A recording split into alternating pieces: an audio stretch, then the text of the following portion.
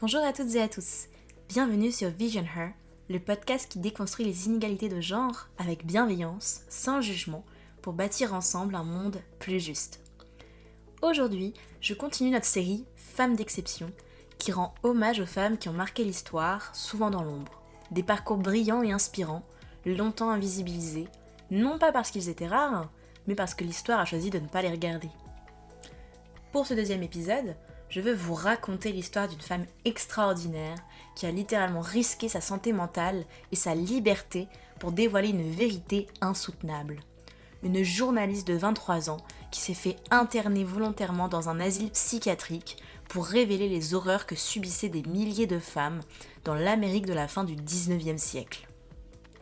Une pionnière du journalisme d'investigation, une aventurière qui a fait le tour du monde en 72 jours, une femme qui n'a jamais accepté qu'on lui dise non, simplement parce qu'elle était une femme. Son nom, Nellie Bly. Notre histoire commence à Cochrane's Mills, en Pennsylvanie. C'est là que naît Elizabeth Jane Cochrane, surnommée Pinky, parce qu'elle est toujours habillée de rose. Son père, Michael Cochrane, est juge et propriétaire terrien. La ville porte même son nom. Mais cette prospérité ne va pas durer. Elizabeth a seulement 6 ans quand son père meurt brusquement, sans testament. Du jour au lendemain, sa famille bascule dans la précarité. Sa mère, Mary Jane, se remarie avec un homme violent, un homme qui bat sa mère, un homme dont Elizabeth, à 14 ans, devra témoigner contre au tribunal lors du procès de divorce. Imaginez une adolescente, seule face à un juge, racontant les violences domestiques de son beau-père. Cette expérience forgera en elle une sensibilité aiguë à l'injustice. Elle comprend très tôt que le monde n'est pas juste pour les femmes, que la violence, la pauvreté, l'absence de droits sont des réalités quotidiennes pour tant de femmes autour d'elle. En 1885, Elizabeth a 21 ans. Elle aide sa mère à gérer un pensionnat à Pittsburgh pour subvenir à leurs besoins. Un jour, en lisant le journal local, le Pittsburgh Dispatch, elle tombe sur un article intitulé « Ce à quoi sont bonnes les jeunes filles ». L'article est d'un sexisme décomplexé. Il affirme que les femmes qui travaillent ou poursuivent des études sont un danger pour la société, que leur place est à la maison et nulle part ailleurs. Elizabeth est furieuse. Elle prend sa plume et écrit une lettre incisive, brillante, acérie. Une réponse virulente qu'elle signe « L'orpheline solitaire ». Dans cette lettre, elle écrit, et je cite, « Rassemblez les filles intelligentes, sortez-les de la bourbe, aidez-les à grimper l'échelle de la vie, et soyez-en amplement récompensés. » La lettre est si bien tournée que le rédacteur en chef, George Maiden, non seulement la publie, mais offre un poste à Elizabeth. Une femme journaliste, en 1885, c'est presque impensable. Pour protéger sa famille des critiques, Maiden lui demande d'écrire sous pseudonyme. Elle choisit Nellie Bly, d'après une chanson populaire de Stephen Foster. Et c'est ainsi qu'Elizabeth Cochrane devient Nellie Bly, journaliste. Son premier reportage, en 1880, concerne une fabrique de conserves. Mais Nellie ne veut pas simplement interviewer des ouvrières de l'extérieur. Elle veut vivre ce qu'elles vivent. Alors, elle se fait embaucher. Elle entre dans l'usine, travaille aux côtés des femmes, constate de ses propres yeux les conditions désastreuses, le froid, la saleté, les dangers, l'exploitation. Elle écrit un article puissant, avec des photos à l'appui. C'est le premier reportage du genre, du journalisme d'immersion. Un journalisme qui ne se contente pas de rapporter des faits de loin, mais qui s'infiltre pour vivre la réalité des gens. L'article fait sensation, les ventes du journal explosent, Nellie Bly devient célèbre. Mais les industriels ne l'entendent pas de cette oreille. Furieux de cette mauvaise publicité, ils font pression sur le journal. Le rédacteur en chef cède. Nellie est reléguée aux pages mode et jardinage, des rubriques considérées comme appropriées pour une femme. Mais Nellie refuse cette relégation. En 1886, elle part au Mexique avec sa mère. Pendant 6 mois, elle voyage à travers le pays. El Paso, Mexico, Guadalupe, Veracruz. Et envoie des articles au Pittsburgh Dispatch. Elle y dénonce la corruption du gouvernement mexicain, la pauvreté, les injustices. Mais son travail dérange. Après avoir critiqué l'arrestation arbitraire d'un journaliste local, elle est menacée d'arrestation elle-même. Pour sa sécurité, elle doit quitter le pays. De retour à Pittsburgh, elle se retrouve de nouveau cantonnée aux pages jardinage et mode. C'est insupportable pour elle. En 1887, Nellie décide de partir pour New York. Elle veut travailler pour le New York World, le journal prestigieux de Joseph Pulitzer. À New York, Nellie assiège pendant des heures les bureaux de Joseph Pulitzer. Finalement, il accepte de la recevoir, mais il lui lance un défi. Si elle veut travailler pour lui, elle doit lui livrer un reportage sur un asile psychiatrique. Depuis des années, des rumeurs circulent sur le Blackwell's Island Hospital, un asile pour femmes situé sur une île de l'East River à New York. On raconte des choses terribles, des maltraitances, des conditions inhumaines, des femmes saines d'esprit enfermées à tort. Mais personne n'a jamais pu vérifier ces rumeurs. Personne n'a jamais pu pénétrer à l'intérieur. L'asile est fermé au public, isolé sur son île. Nellie accepte. Elle va donc se faire interner. Septembre 1887. Nellie se présente dans un pensionnat pour femmes à New York. Elle se fait passer pour une immigrante cubaine prénommée Nellie Brown, victime d'amnésie. Et puis, elle commence à jouer. Elle hurle dans les couloirs, elle refuse de dormir, elle déambule dans les rues en vociférant, elle s'entraîne devant son miroir à avoir un regard fou. Le personnel du pensionnat, terrifié, appelle la police. Un juge examine Nellie. Les médecins l'auscultent et diagnostiquent démence, troubles mentaux sévères. En moins de 3 jours, Nellie est internée à l'hôpital Bellevue, puis transférée par ferry à Blackwell Island. Elle est entrée, maintenant commence l'horreur. Dès son arrivée à Blackwell's Island, Nellie arrête de simuler la folie. Elle se comporte normalement, mais personne ne le remarque. Au contraire, les médecins et les infirmières interprètent chacun de ses comportements normaux comme des symptômes de sa maladie. Elle demande à être libérée, signe de paranoïa. Elle proteste contre les mauvais traitements, comportement agressif typique de la démence.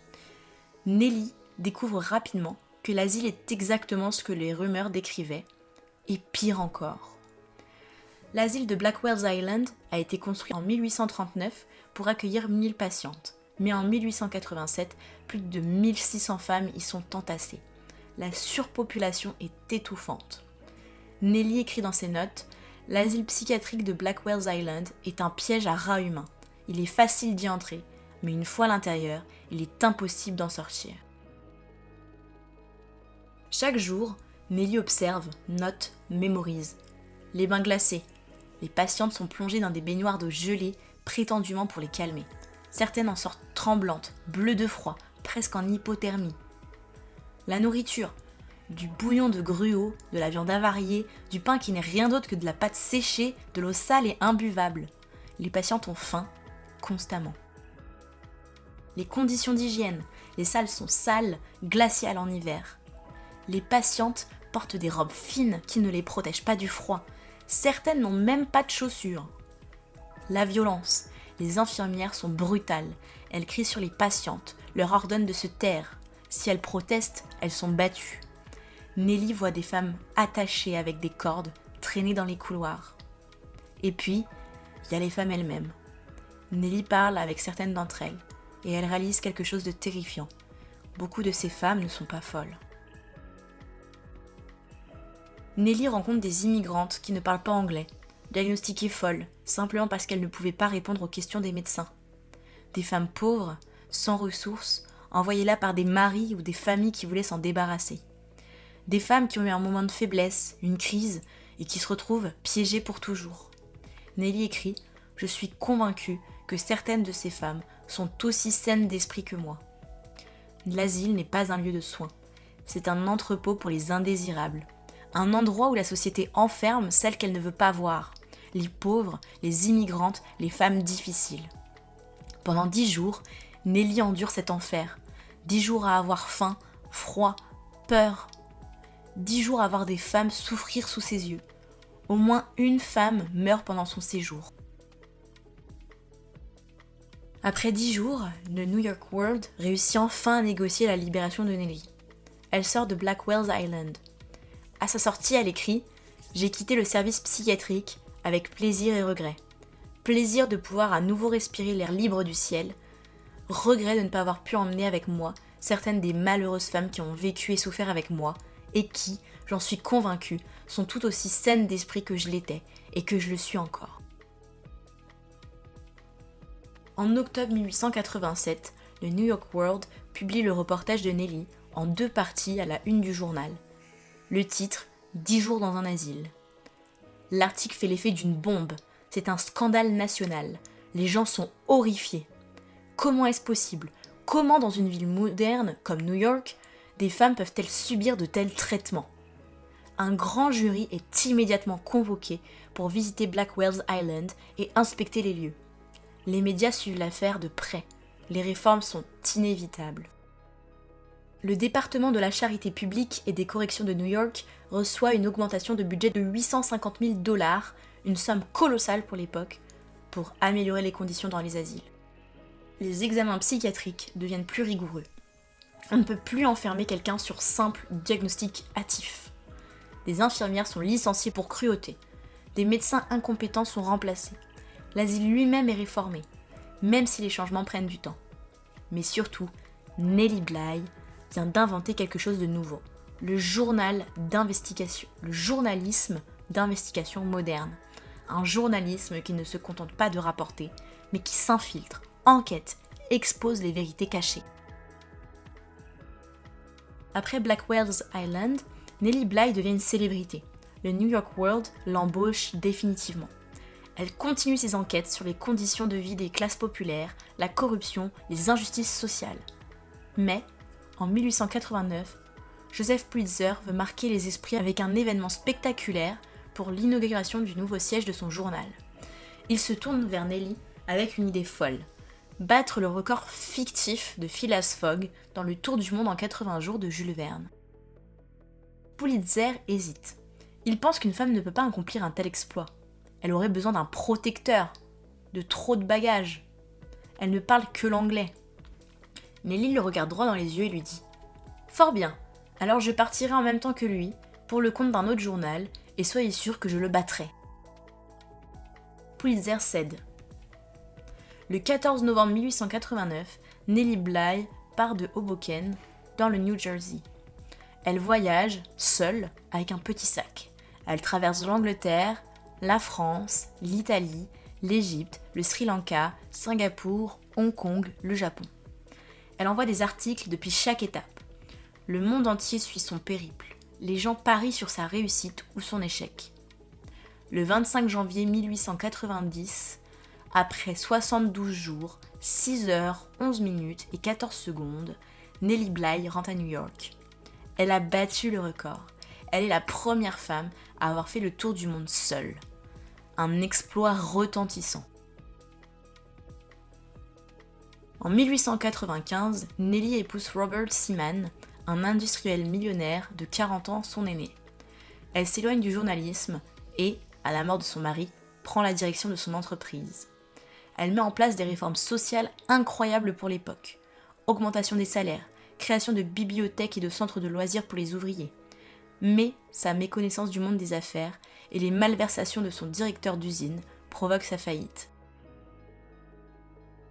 En 1914, la Première Guerre mondiale éclate. Nellie, alors âgée de 50 ans, part couvrir le conflit. Elle se rend sur le front de l'Est, dans les tranchées. Elle devient la première femme correspondante de guerre des États-Unis. De retour à New York, en 1918, elle continue d'écrire sur le monde ouvrier, sur les droits des femmes, sur les enfants abandonnés, causes qui lui tiennent toujours à cœur. Le 27 janvier 1922, Nellie Bly meurt d'une pneumonie au St. Mark Hospital de New York. Elle a 57 ans. Elle meurt dans la pauvreté, après avoir tout perdu dans ses affaires. Le lendemain de sa mort, un article paraît dans la presse. Son titre, « La meilleure journaliste d'Amérique ». Juste avant de mourir, Nellie a écrit ces mots. « Je n'ai jamais écrit un seul mot qui ne vienne pas de mon cœur. » Alors, pourquoi est-ce que je vous raconte l'histoire de Nellie Bly aujourd'hui ? Parce que Nellie Bly incarne tout ce que cette série, Femme d'exception, veut mettre en lumière. Nellie a littéralement risqué sa santé mentale, sa liberté, pour donner une voix à celles qui n'en avaient pas, pour révéler ce que la société voulait cacher. Les femmes enfermées, maltraitées, oubliées dans les asiles, les ouvrières exploitées dans les usines, les victimes de la pauvreté et de l'injustice. Elle a ouvert des portes que personne ne voulait ouvrir. Elle a inventé un nouveau type de journalisme, un journalisme qui s'infiltre, qui prend des risques, qui expose la vérité même quand elle dérange. Mais Nellie a aussi dû se battre pour chaque opportunité, parce qu'elle était une femme. On lui disait qu'elle ne pouvait pas être journaliste, on lui disait qu'elle ne pouvait pas faire le tour du monde seule, on lui disait qu'elle avait besoin d'un protecteur. Et à chaque fois, elle a répondu « Regardez-moi faire ». Son histoire nous rappelle que le journalisme peut changer le monde, qu'une seule voix, courageuse et déterminée, peut faire tomber des murs d'injustice. Mais son histoire nous rappelle aussi que les combats de Nellie ne sont pas terminés. Aujourd'hui encore, des femmes sont enfermées, maltraitées, invisibilisées. Aujourd'hui encore, il y a des vérités qu'on préfère ne pas regarder. Nellie Bly nous inspire à ouvrir les yeux, à ne jamais accepter l'injustice comme une fatalité, à prendre la parole même quand c'est difficile, à risquer quelque chose pour défendre celles et ceux qui ne peuvent pas se défendre eux-mêmes. Merci de m'avoir écouté aujourd'hui. J'espère que l'histoire de Nellie vous a touché, inspiré, peut-être même bouleversé. Si cet épisode vous a plu, partagez-le autour de vous. Parlez de Nellie Bly, parlez de ces femmes extraordinaires qui ont changé le monde. Et dites-moi, quelle femme d'exception aimeriez-vous découvrir dans un prochain épisode ? Prenez soin de vous, et à très bientôt. C'était Dini pour Vision Her.